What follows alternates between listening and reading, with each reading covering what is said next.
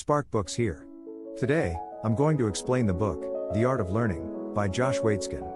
Take care, enjoy the book, and have a nice day. The Art of Learning, 2007, offers a crash course in improving your mental performance. In these sparks, the author draws on experiences from his chess career and martial arts practice to present a range of methods and techniques to make your brain work harder, faster, and more effectively. Key idea number 1: winning requires losing first. We hate losing. We hate losing, whether in tennis, Monopoly, or a promotion struggle. Is losing so bad? Losing has advantages. When he started playing adult chess competitions at 10, the author discovered this. His initial losses were disappointing. He wondered why he wasn't performing well. He noticed he was losing matches due to inattention. Adult events have twice long matches. He was too young to match his opponent's dedication and concentration. After losing, he worked on endurance. Find better opponents to improve. Embrace loss to learn. This applies to all fields, including children. Many parents and instructors think competition is bad for kids. However, a little competitiveness helps prepare kids for life's challenges. What's enough competition? Short-term goals might support long-term ambitions. Parents should reassure their child that it's okay to feel sad or dissatisfied after a sports loss or hobby competition. Parents should also praise their child and encourage her progress. This gives the child the short-term aim of gaining new abilities and strengths before the next tournament. Key idea number 2: be sensitive when learning. Talent is limited. To be the best, you must be willing to learn from your mistakes and vulnerabilities. It's scary, but it's part of learning. We can physically feel weak, fatigued, or despondent when learning. A boxer with a strong right hand but a weak left hand will take many punches and endure tough rounds while learning to use his left side.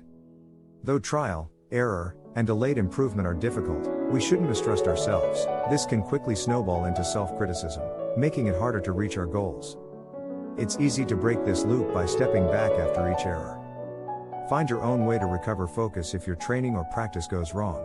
Take deep breaths, throw cold water over your face, or dash 50 yards. Whatever works for you, keep it handy to maintain positive energy. Key idea number 3: keep learning incrementally. Few dedicated and skilled people succeed. Why? Unfortunately, one error scares many individuals away from success. Avoid entity-based learning. When we view intelligence, skill, or talent as a fixed entity, success or failure seems to depend on how much you have. We believe that if we can't overcome a task the first time, we can't overcome it at all, thus we're more likely to quit. Thus, entity-based learning hinders actual learning. You need an incremental learning technique to learn from your training mistakes and failures. The gradual approach shows us that we can learn anything if we study hard. Incremental thinkers are more resilient than entity thinkers. A research where youngsters solved easy math questions showed the difference between these two learning methods. They all solved the problem successfully and advanced to the following round, where they were unable to solve increasingly challenging challenges.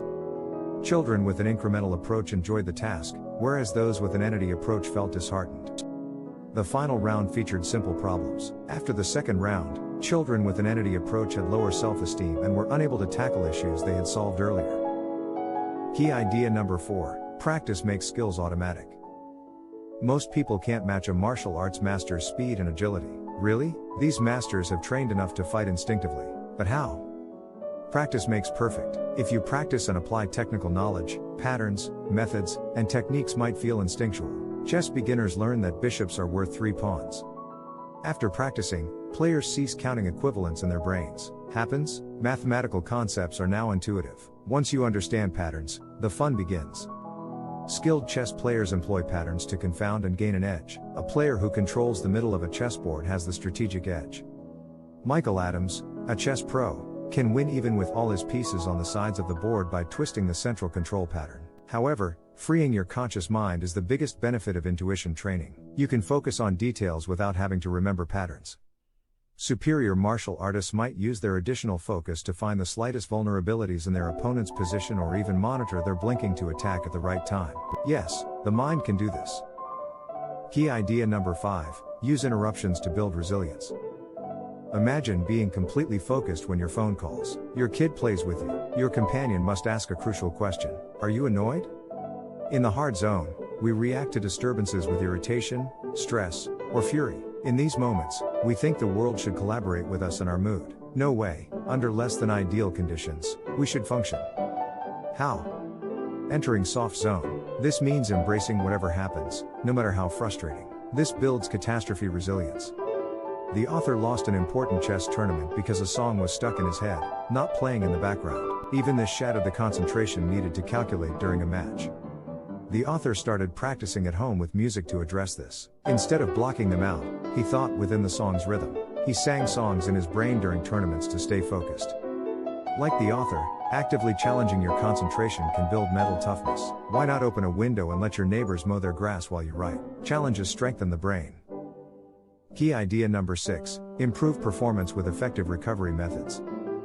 We all know that sleep makes us function better. Despite this, it's tempting to forsake sleep and study late. Resist. Restlessness causes repetitious, wasteful, and inaccurate thinking. Why? Because our minds can only focus for so long. Resting helps us refocus. Your performance will improve if you can clear your mind during breaks. Superior chess players can mentally recover in 1 minute between rounds. Orlando psychologists at the Human Performance Institute, HPI, found that training to relax in short periods of inactivity is crucial to become a top worker. How can you practice recoveries? Try interval cardio. This involves brief, high-intensity workouts with regular pauses. HPI found that cardiovascular interval exercise helps relieve stress and recuperate from mental tiredness.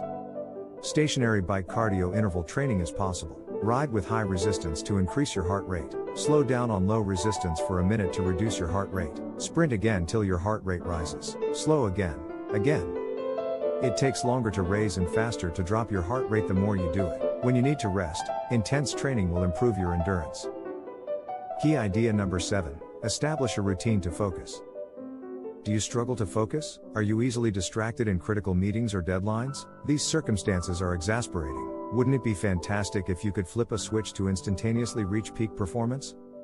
That's feasible. Create and practice a routine to achieve your best. Think about a time when you were completely focused, like nothing else existed. Imagine you're swimming. This should guide your 4 or 5 step pre-activity routine. You take a small snack, do a 15-minute breathing exercise or meditation, stretch for 10 minutes, and listen to your favorite song. Swim. Repeating this technique daily strengthens the physiological link between it and your swimming performance. As this habit becomes natural, you can transfer it from swimming to work and practice it before key meetings or tasks. After mastering your routine, you can shorten it. We rarely have an hour to do our routine before an important event. Changing the steps can make our routines more flexible. To have more energy for longer, swap the light snack for a bigger breakfast, decrease the meditation or stretching outside by a minute, and listen to the song on your drive to work. Slowly modifying the process can reduce it to a few minutes. With consistent practice, masters of this technique achieve a level where just thinking about a component of the routine initiates their high-performance state. With the appropriate mindset, perseverance, passion, and strategy, anyone can excel. Performance psychology can help you move between focus and relaxation. To view more content like this, subscribe. Don't forget to like and turn on notifications. The channel really benefits from it. I appreciate you being here.